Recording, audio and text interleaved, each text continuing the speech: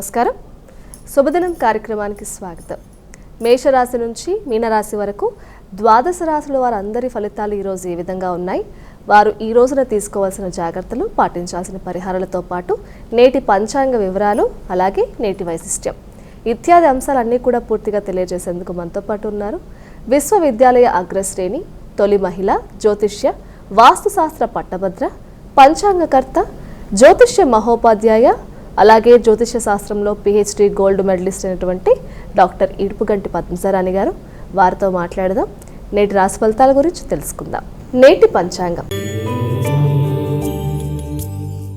అమ్మ, ముందుగా నేటి పంచాంగ వివరాలు తెలియజేయండి. 12/12/2024 క్రోధినామ సంవత్సరం దక్షిణాయనం, మార్గశిర మాసం, శుక్లపక్షం, గురువారం. సూర్యోదయం ఉదయం 6:37, సూర్యాస్తమయం సాయంత్రం 5:43, తిథి ద్వాదశి రాత్రి 10:26, నక్షత్రం అశ్వని ఉదయం 9:52 వరకు. యోగాలు పరిగ మధ్యాహ్నం 3:23 వరకు, కరణము భవ ఉదయం 11:48, బాలవ రాత్రి 10:26, రాహుకాలం మధ్యాహ్నం 1:33 నుంచి 2:57, గుళిక కాలం ఉదయం 9:23 నుంచి 10:47, యమగండం ఉదయం 6:37 నుంచి 8 గంటలు, అభిజిత్ ముహూర్తం ఉదయం 11:48 నుంచి 12:32, దుర్ముహూర్తం ఉదయం 10:19 నుంచి 11:03 వరకు, అలాగే మధ్యాహ్నం 2:46 నుంచి 3:30 వరకు, అమృతకాలం రాత్రి తెల్లవారుజామున 3:26 నుంచి 4:54, వర్జం సాయంత్రం 6:39 నుంచి 8:07 వరకు. ఇది నేటి పంచాంగం. నేటి రాశి ఫలితాలు. మేషరాశి.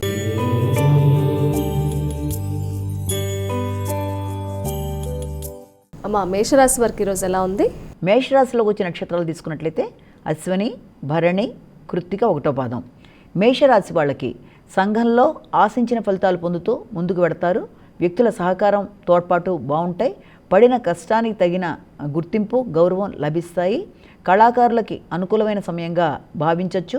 వ్యాపారాన్ని విస్తరించడానికి చేసే కార్యక్రమాలు చాలా వరకు అనుకూలంగా ఉంటాయి. వ్యక్తిగత శ్రద్ధ, గౌరవం పెరుగుతుంది. ఆశించిన ఫలితాలు పొందడంలో తీవ్రంగా కృషి చేసి అనుకున్న విధంగా ముందుకు పెడతారు. ఈ విధానంలో భాగస్వామితో పాటుగా కుటుంబంలో స్త్రీల సహకారం చాలా వరకు అనుకూలంగా ఉంటుంది.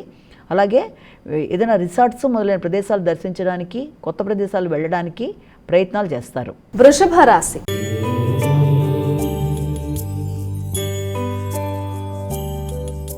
అమ్మా, వృషభ రాశి వారి విషయానికి వచ్చినట్లయితే వారి ఫలితాలు ఎలా ఉన్నాయి? వృషభ రాశిలోకి వచ్చిన నక్షత్రాలు తీసుకున్నట్లయితే మనకి ఈ యొక్క కృత్తిక, రోహిణి, మృగశిర. ఈ వృషభ రాశి వాళ్ళకి ఈ రోజున ఆశించిన ఫలితాల్లో మిశ్రమ ఫలితాలకి అవకాశం అధికంగా ఉంది. స్థిరాస్తుల కొరకు ప్రయత్నాలు చేస్తారు. పెట్టుబడులు పెట్టడానికి చేసే ప్రయత్నాల్లో కొత్త వ్యక్తుల పరిచయాల వల్ల ఇబ్బందులు ఎదుర్కోకుండా తెలిసిన వారి ద్వారా వెళ్ళడం ద్వారా ఇబ్బందుల్ని అధిగమించగలుగుతారు. స్థిరాస్తుల కొనుగోలు విషయంలో, లేకపోతే వారసత్వపు ఆస్తుల విషయంలో ముఖ్యులతో సంప్రదింపులు జరపడం, అలాగే తోబుట్టువులతో కలిసి మంతనాలు, ముఖ్యమైన సమావేశాలు మొదలైన వాటికి ఆస్కారం అధికంగా ఉంది.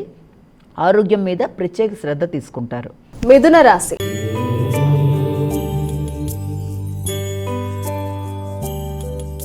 మిథున రాశి వారికి ఎలా ఉందండి ఈరోజు?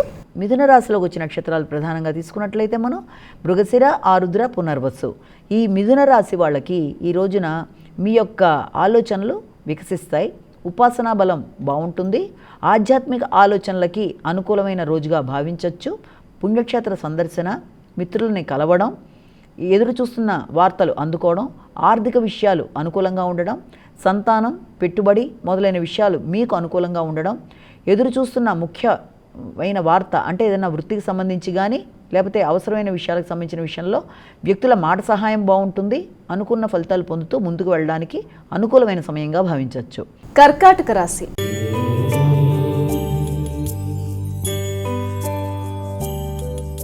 కర్కాటక రాశి వారికి ఎలా ఉన్నాయండి ఫలితాలు? కర్కాటక రాశిలో వచ్చిన నక్షత్రాల్లో మనం పునర్వసు, పుష్యమి, ఆశ్లేష. కర్కాటక రాశి వాళ్ళకి ఈ రోజున వృత్తికి సంబంధించిన విషయాలు, కుటుంబపరమైన విషయాలు, అలాగే విద్యార్థులకు విద్య సంబంధమైన విషయాలు, ఇవన్నీ కూడా చాలా ఏకాగ్రతతో ముందుకు వెళ్ళడానికి మీరు చేసే ప్రయత్నాలు ఇలాంటి విషయాల మీద అనుకూలంగా ఉంటాయి. పట్టుదలతో అధిగమిస్తారు సమస్యలన్నింటినీ కూడాను. వ్యక్తుల సహకారం లభించినా లభించకపోయినా మీ అంతటి మీరు ఒక కార్యక్రమాన్ని చేపట్టి అది అయ్యేదాకా నిద్రపోని విధంగా కృషి చేస్తారు. వృత్తిపరమైన బాధ్యతలు పెరుగుతాయి. వృత్తిపరమైన శ్రమతో పాటుగా బాధ్యతలు, గుర్తింపు, గౌరవం మొదలైనవి పెరిగే విధంగా ముందుకు పెడతారు. అలాగే వ్యక్తిగతంగా ముఖ్యమైన విషయాలని టార్గెట్ పెట్టుకొని కంప్లీట్ చేయడానికి ప్రయత్నాలు చేస్తారు. సింహరాశి.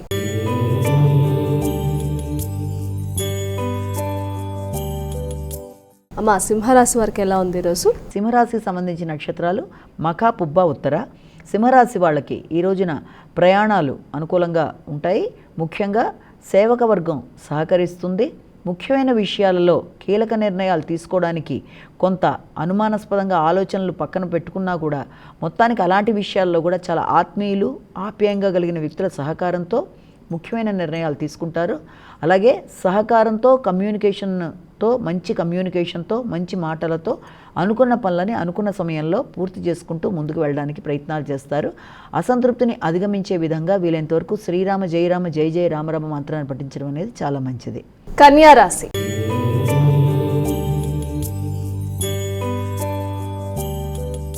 కన్యా రాశి వారికి ఎలా ఉందండి ఈరోజు?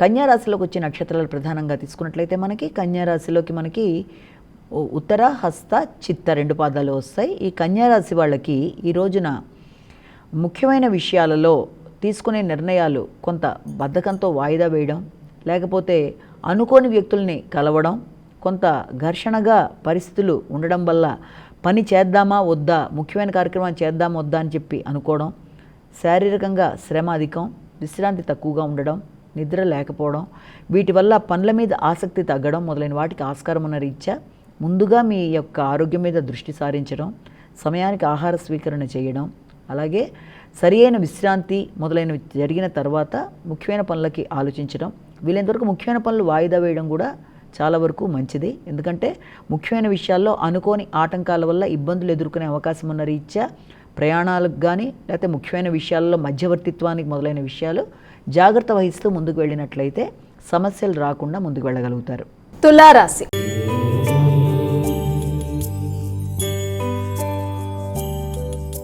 తులారాశి వారికి ఫలితాలు ఎలా ఉన్నాయండి? తులారాశిలోకి వచ్చే నక్షత్రాలు మనం ప్రధానంగా తీసుకున్నట్లయితే ఈ యొక్క చిత్త, స్వాతి, విశాఖ 3 పాదాలు కూడా దీంట్లోకి వస్తాయి. ఈ తులారాశి వాళ్ళకి వ్యక్తిగత గౌరవం పెరుగుతుంది. తమ మీద తమకి శ్రద్ధ పెరగడం, సంతాన వర్గంతో చర్చించి నిర్ణయాలు తీసుకోవడం, మీ ఆలోచనల వల్ల అధిక శాతం మీ యొక్క పెట్టుబడులు, నూతన వ్యాపార విస్తరణలు మొదలైన వాటిల్లో మీ తెలివితేటలు చక్కగా ఉపయోగపడడం, మీ యొక్క సృజనాత్మకతని మీ యొక్క ఆలోచనలలో ప్రవేశపెట్టి కొత్త విధానంలో కొత్త కార్యక్రమాలకి శ్రీకారం చుట్టడం మొదలైన వాటికి ఆస్కారం ఉంది. సంతానంతో సంప్రదించి నూతన విషయాలలో, నూతన వ్యాపార విస్తరణలో, భాగస్వామి వ్యవహారాలలో జీవిత భాగస్వామిని కూడా సంప్రదించి కొన్ని కీలకమైన నిర్ణయాలు తీసుకోవడానికి ఆస్కారం ఉన్న రోజుగా భావించవచ్చు. వృశ్చిక రాశి.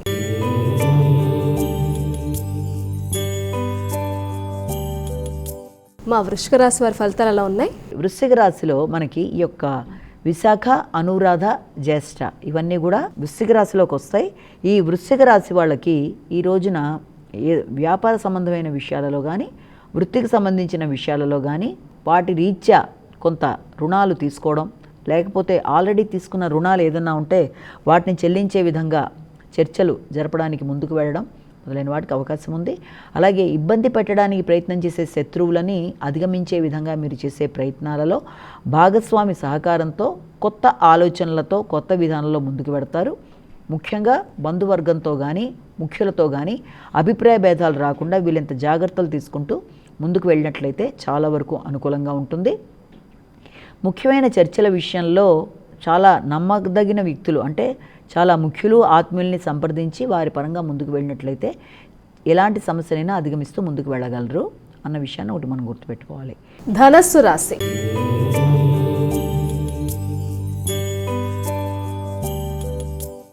ధనస్సు రాశి వారికి ఎలా ఉంది ఈరోజు? ధనస్సు రాశిలో వచ్చే నక్షత్రాలు మూల, పురోషాఢ, ఉత్తరాషాఢ. ధనస్సు రాశి వాళ్ళకి ఈ రోజున కార్యక్రమాలు చాలా వరకు అనుకూలంగా ఉంటాయి. అంటే ముఖ్యంగా మీ ఆలోచనలు మీకు సహకరిస్తాయి. హృదయాందోళనని అధిగమించే విధంగా ప్రయత్నం చేయాలి. సంతానంతో విభేదాలు రాకుండా కొంతవరకు జాగ్రత్తలు తీసుకోవాలి. మొత్తానికి వారిని సంప్రదించి వారి ఆలోచనలకు అనుగుణంగా వారి విద్యా సంబంధించిన విషయాల్లో కానీ, వారి అభివృద్ధి విషయంలో కానీ మీ ఆలోచనలను కూడా కలిపి కొత్త విధానంలో మీరు ముందుకు వెళ్ళినట్లయితే ఇద్దరి మధ్య సఖ్యత బాగుంటూ అన్ని విధాల అనుకూలంగా వాతావరణం బాగుంటుంది. అలాగే మీ యొక్క సలహా సంప్రదింపుల కోసం ముఖ్యులు మిమ్మల్ని సంప్రదిస్తారు. చిన్ననాటి మిత్రుల్ని కలుస్తారు. వాళ్ళతో మంచి చర్చలు చేసి కుటుంబపరంగా వారిని కలవడం మొదలైన వాటికి ఆస్కారం ఉన్న రోజుగా భావించవచ్చు. మకర రాశి.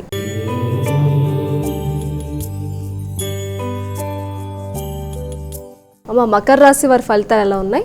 మకర రాశిలోకి వచ్చే నక్షత్రాలను ప్రధానంగా తీసుకున్నట్లయితే మనకి మకర రాశిలో ఈ యొక్క ఉత్తరాషాఢ, శ్రవణం, ధనిష్ట 2 పాదాలు వస్తాయి. ఈ మకర రాశి వాళ్ళకి కుటుంబంలో వాతావరణం కొంత ఘర్షణతో కూడిన అసౌకర్యం అనేది ఏర్పడుతుంది.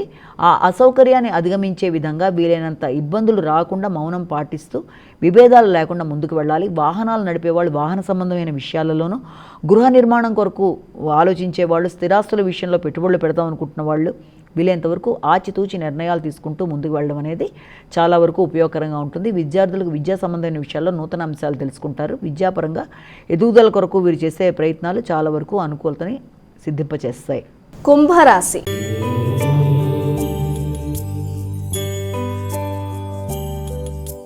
కుంభరాశి వారికి ఎలా ఉందండి ఈరోజు? కుంభరాశిలోకి వచ్చే నక్షత్రాలు ధనిష్ట, శతభిషం, పూర్వభద్ర 3 పాదాలు కూడా కుంభరాశిలోకి వస్తాయి. ఈ కుంభరాశి వాళ్ళకి వ్యక్తుల సహకారం బాగుంటుంది. దూర ప్రయాణాల కొరకు ఆలోచనలు చేస్తారు. వ్యక్తిగత అభివృద్ధి కొరకు చేసే కృషి అనుకూలంగా ఉంటుంది. సామాజిక సేవ మొదలైనవి చేస్తారు. కానీ తగిన గుర్తింపు, గౌరవం కోసం మీరు పడే ఇబ్బందిని అధిగమించడానికి, మీరు అసంతృప్తిని అధిగమించే విధంగా ప్రయత్నాలు చేస్తారు. దైవబలాన్ని పెంచుకునే విధంగా ముందుకు పెడతారు. వీలైనంతవరకు శ్రీరామ జయరామ జయ జయ రామ రామ మొదలైనవి పఠించడం వల్ల అసంతృప్తిని అధిగమించగలుగుతారు.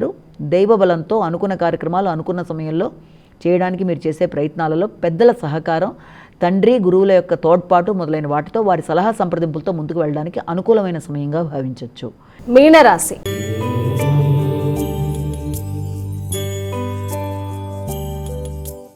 మీనరాశి వారికి ఎలా ఉంది ఈరోజు?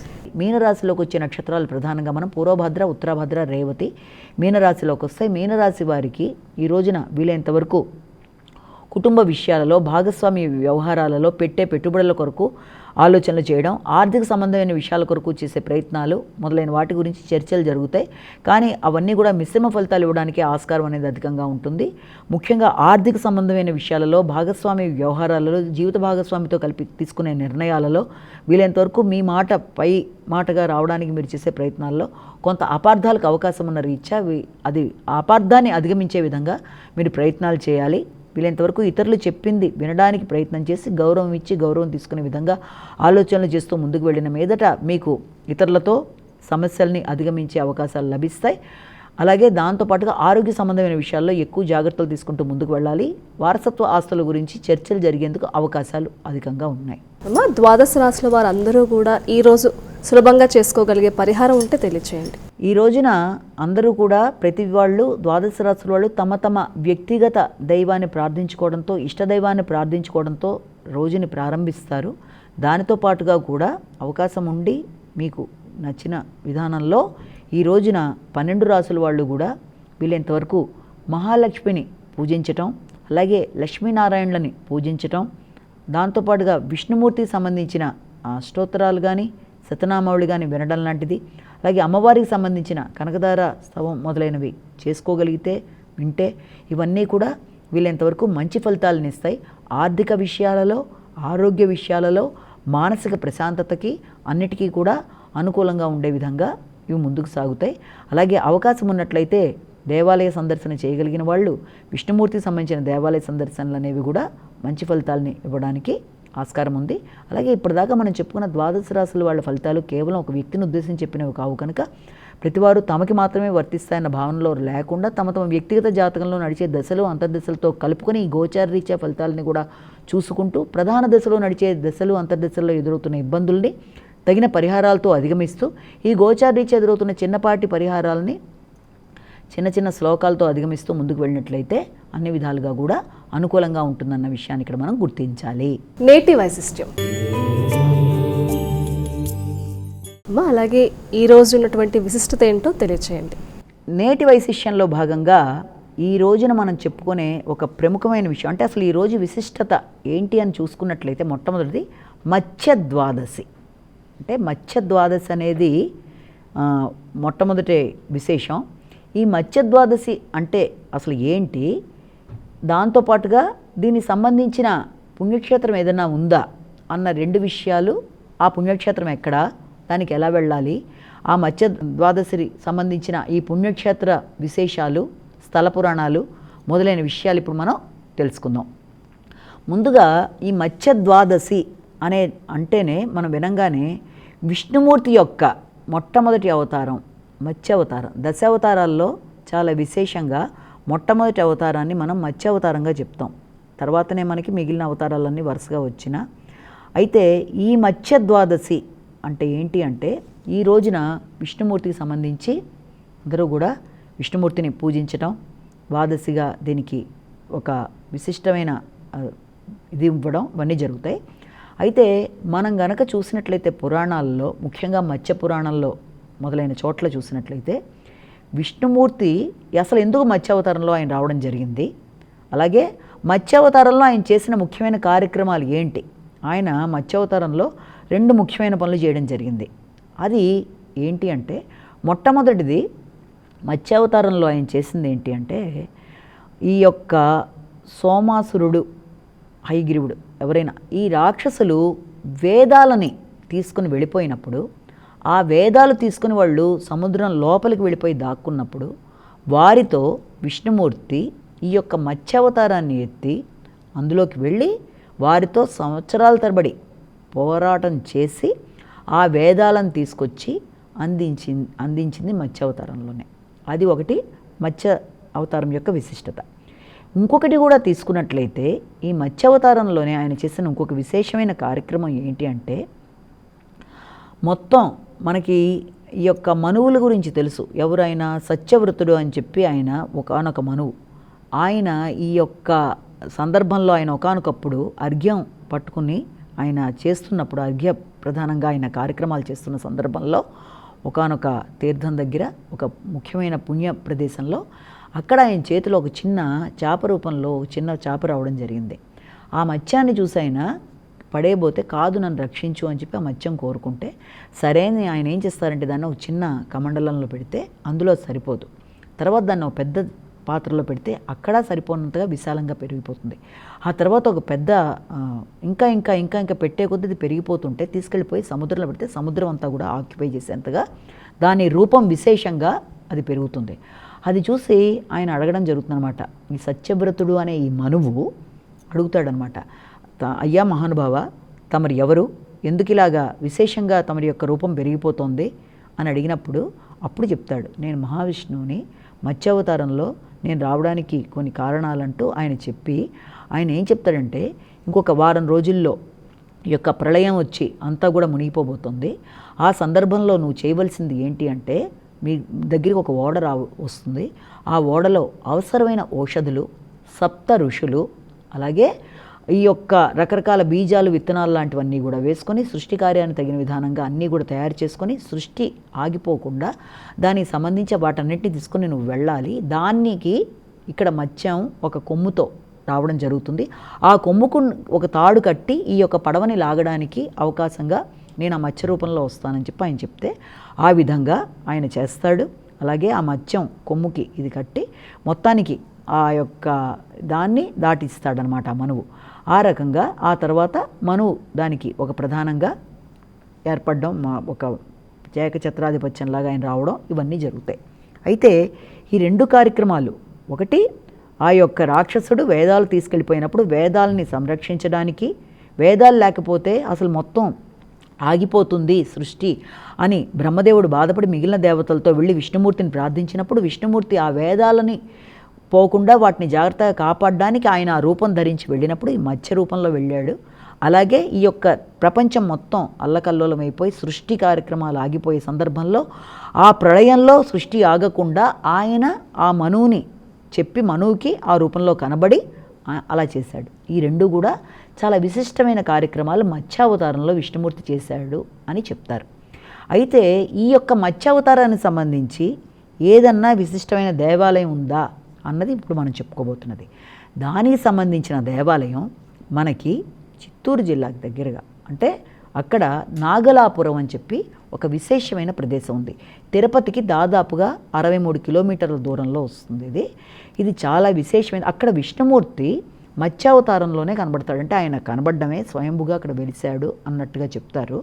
అసలు ఆ నాగలాపురం అన్న మాటకి ముందు దానికి ఇంకా వేరే వేరే పేర్లున్నా కూడా హరికంఠాభరణపురం అని, అలాగే వేదపురి అని, రకరకాల పేర్లు రావడం జరిగింది.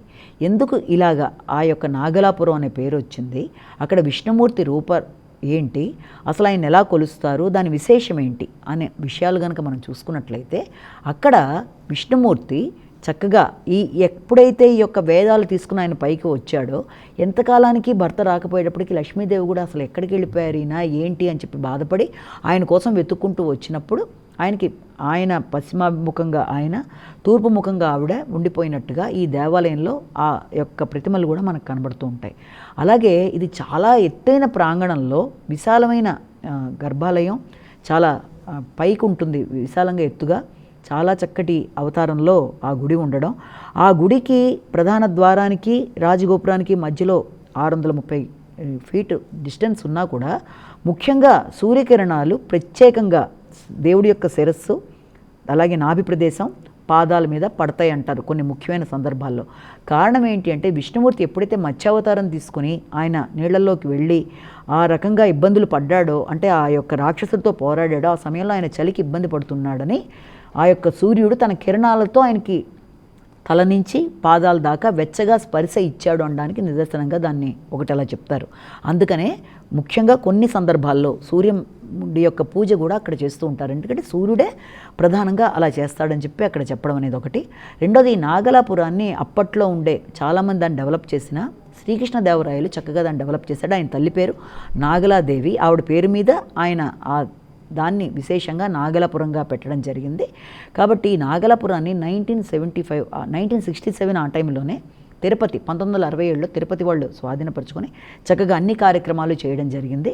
చాలా విశేషమైన దేవాలయం, మత్స్య రూపంలో, కిందంతా మత్స్యంలా ఉంటాయి కాళ్ళు అవిను, పైన మాత్రం విష్ణుమూర్తి, అలాగే అమ్మవారు కూడా అక్కడే ఆ దేవాలయంలో ఉండడం చాలా విశేషంగా ఈ దేవాలయం గురించి చెప్తారు. ఇంకా దీనికి సంబంధించిన అనేక విషయాలున్న సమయ భావన వల్ల మనం కొంతే చెప్పుకున్నాం. ఇంకేదైనా ఎపిసోడ్లో దీని నుంచి ఇంకా మిగిలిన వివరాలన్నీ కూడా చెప్పుకుందాం. నమస్కారం. వీక్షించారు కదండి, ఇది ఈనాటి శుభదినం కార్యక్రమం. తిరిగి రేపటి కార్యక్రమంలో మళ్ళీ కలుసుకుందాం. అంతవరకు సెలవు. నమస్కారం.